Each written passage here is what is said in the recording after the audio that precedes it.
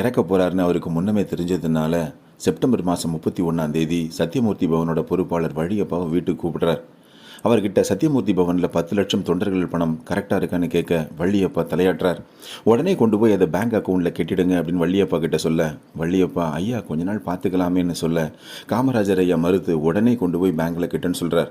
அப்போ வள்ளியப்பா ஐயா சில மாவட்ட நிர்வாகிகள் இன்னும் பணம் தரலையேன்னு சொல்ல, சின்ன தொகையாக இருந்தால் விட்டுடு, பெரிய தொகையாக இருந்தால் நான் உனக்கு வாங்கி தரேன், உடனே பேங்க்குக்கு போகணும்னு சொல்கிறார்.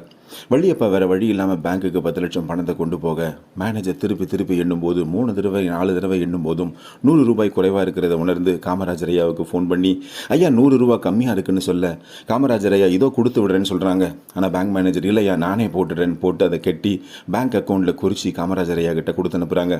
பாஸ்புக்கில் 10 லட்சம் பணத்தை பார்த்த உடனே காமராஜர் ஐயாவுக்கு ரொம்ப சந்தோஷம். அப்பாடா பணத்தை கட்டிட்டோன்னு சொல்லி நிறைவடைகிறாங்க. கட்சி பணத்தை தங்கிட்ட வச்சுக்க கூடாதுன்னு நினச்ச உத்தமமான